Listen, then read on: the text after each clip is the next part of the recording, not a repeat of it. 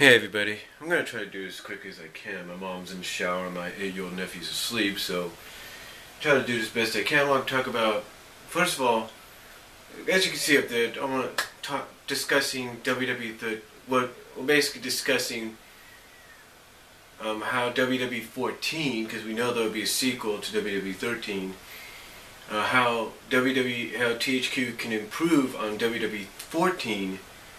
And also talk a little bit about Saturday Morning Slam. Now, in case some of you don't know or anything, in case you do follow and occasionally watch Saturday Morning Slam, which is the WWE's half-hour program targeted to the younger audience, you would notice that one of the things, and a lot of people, even myself, have talked about this, one of the things that they've definitely made clear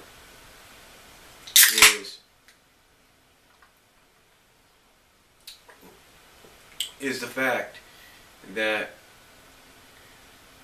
you cannot see any headshots whatsoever. It's kind of strange, right? You think you can't see any headshots, right? Well, today was a perfect example of what happens when you have people in the ring whose primary weapon draw, if you will, primary finishers and signatures deal with around the head. Now, we had Sheamus taking on Titus O'Neil, and Sheamus used white noise. Now, you would think they should show white noise. It's not that big of a deal, but apparently it is. It is a big deal. So, apparently it has to do with the head, kind of like, the neck area, so I guess that's why they couldn't show it. And when he did the and of course, we all know how Sheamus wins his matches. He does the bro kick. Well, here's the thing: when he did white noise and the bro kick, they didn't show him happening, which is basically the rule for Saturday Morning Slam being able to be broadcast on Vortex, the CW, on that children's block. Instead, what happened is they always transitioned to Darren Young and showing Darren's reaction. So I guess basically by doing so, they're saying, look, we don't mind having Sheamus on there. We're not going to, we're not back. Basically by doing so, WWE and I guess Vortex, CW kind of agreed that, hey, we don't mind if you have, Sheamus on there or anything, or John Cena. But let's say you have someone like a Sheamus, what you need to do is show us how you're going to work around that, and they do. And I'm sure the next time they have Sheamus on there, they're going to say, look, we need you to come up with a different kind of finisher for Saturday morning, so we don't always have to cut away from your match. So I'm pretty sure they're going to talk with him. They probably have talked with him, and they're going to talk to other people that are very similar. Now, John Cena, on the other hand, basically had his entire repertoire shown, but how they got around the 5-knuckle shuffle was kind of weird, because it's like, he's hitting the head, but the way they showed is they didn't show the fist coming down. They showed it from the back end, like. It's like, here's the camera, and here's John Cena, and this is how he does it. So, basically, by doing that, they kind of worked around the 5-knuckle shuffle. Now, they may get talked to about that, but still, they kind of worked around it. And instead of letting him do the STF, which it looked like he was going to, he did the attitude adjustment to win the match. Now, the way they made this match kind of seem a little cartoony, which I guess kind of fits into the programming, because basically, this was the first time I'd ever seen anything like this. You had 3MB, and you had the camera right in their little huddle thing. You had them go in the ring, distract, and all that, not even get disqualified even before that. And they, you just had to see the match to believe it. Basically, Mahal and McIntyre got in there, distracted, kind of did the air guitar thing, and then both Mahal and McIntyre got ejected. So again, it did seem a little cartoony, especially for Heath Slater, who's becoming a regular on that show.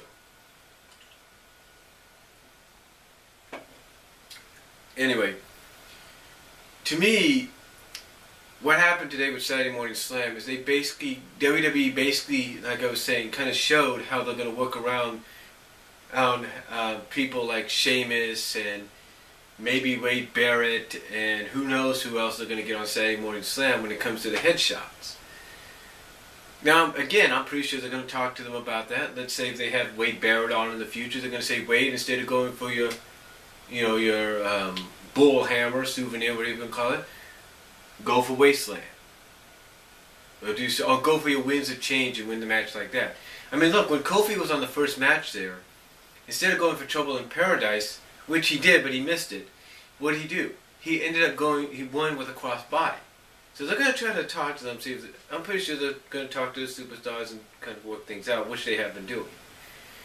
Now, but, give me your thoughts on that. What do you think? Do you think that's the case? Let me know what you guys think. Also, I want to talk about WWE'14, which we all know is going to be happening next year. WWE'14, which of course is going to be a sequel to WWE'13, which was a sequel to WWE'12, which was a revamped sequel to the SmackDown vs. Raw series. Now you're probably wondering, well, exactly, Brian, what do you feel they can revamp? What do you think they can improve on? Well, here's the thing. In the curated mode, they give you a lot of options for not only curating titles, basically where you can have the announcers kind of announce what the titles are, but you also have a lot of options for them to say where the character's from, and also basically the name. And I think what they need to do with 14 is they need to expand on that. They need to put more real names in there. They need to put more words as well. I mean, one of my characters, and you saw this in my WWE'13 DCWA roster, one character is Shigo, which is based off Shigo of Kim Possible. And I'm thinking I would like to see it say she, like the words she and go in there, so that way when I put she, instead of having to depend on something like Shingo or Shingo-O, as you're going to probably hear eventually in the future, basically I'd like to hear the announcer go, she, go, and there you go. I mean, they give you Kimberly P, which is good. They gave my friend Lance Walker his name in there, so that's good. And, there are some ways you work around it. MJ Knight's got his name in there, pronounced NJ, of British Fist, Tony T, without the tasteless part, is in there. Again, it does work around it, but honestly, they need to open up the vocabulary a lot more when it comes to naming your character, as well as giving you the opportunity to create the town they're from. Not just choose from, this and that, or fictional realms and all that.